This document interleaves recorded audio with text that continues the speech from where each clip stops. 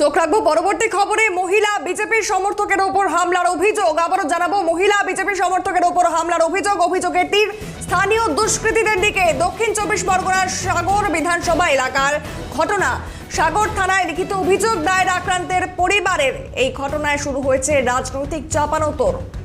এ নিয়ে আরো বিস্তারিত জানবো। টেলিফোন লাইনে রয়েছে প্রতিনিধি অরিজিৎ মণ্ডল। অরিজিৎ, মহিলা বিজেপি সমর্থকদের উপর হামলার অভিযোগ, কি জানা যাচ্ছে? দেখো, যেমনটা জানা যাচ্ছে, গঙ্গাসাগরের যে খাসরামকর এলাকা, এখানকারই কিন্তু বুথ সভাপতি, যিনি বিজেপির বুথ সভাপতি ছিলেন, তার মাকেই একেবারে গতকাল রাত্রেবেলা কিন্তু তার উপরে একেবারে দুষ্কৃতী হামলা হয়েছে এবং তাকে বেধড়ক মারধর করা হয়েছে, যেমনটা খবর পাওয়া যাচ্ছে। তিনি ইতিমধ্যেই কিন্তু আহত অবস্থায় রয়েছেন এবং এরপরেই কিন্তু যারা আক্রমণ করেছে, বিজেপির যেমনটা দাবি যে শাসক দলের যারা দুষ্কৃতী রয়েছে তারাই কিন্তু আক্রমণ করেছেন।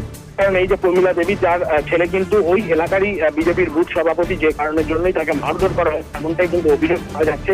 ইতিমধ্যে বিষয়টি নিয়ে সাগর থানায় একটি লিখিত অভিযোগ দায়ের করা হয়েছে। অন্যদিকে শাসক দল তৃণমূল কংগ্রেসের পক্ষ থেকে যেমনটা দাবি করা হচ্ছে যে গঙ্গাসাগরে এই ধরনের নোংরা রাজনীতি হয় না। গঙ্গাসাগর শান্তশিষ্ট জায়গা, এখানে মানুষ উন্নয়ন দেখে ভোট দেবে।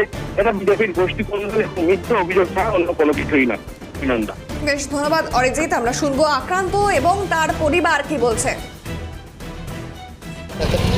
সময় আমি চা করা আর গ্লাস ধুতে গেছি ট্যাপ করে, সেখান থেকে কেউ পিছন দিক থেকে এসে আমার মুখ আর চোখ বন্ধ করে আমাকে টেনে নিয়ে যায়। পূর্ণিমা যখন বৌমা ডাকে, তখন আমি রান্না করছিলাম, হাতের কাজ সেরে যখন যাই তখন অন্ধকার। শাশুড়িমা যে বৌমা করেছিল আর চিৎকারটা নেই, অন্ধকার দেখে আমি আবার ঘরে আসি। ঘরে লাইট নিয়ে যখন যাই, দুটো পাটলার আমাদের আছে, পাটলারের মাঝখানে আমার শাশুড়ি এই আঁচলকে গলায় গেঁট মেরে নিচে ফেলে রেখেছে অজ্ঞান অবস্থায়।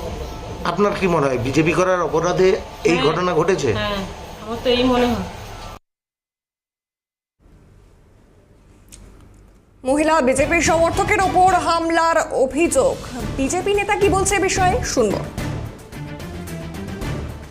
তৃণমূলের রাতের আর ঘুম ধরছে না, কারণ তাদের পায়ের তলা থেকে মাটি সরে গেছে। যে কারণে আজকের বুথ সভাপতির মা প্রমীলাদি, অত্যন্ত বয়স্ক, সন্ধ্যা পরে পুকুর ঘাটে গিয়ে বাসনপত্র ধুচ্ছিল।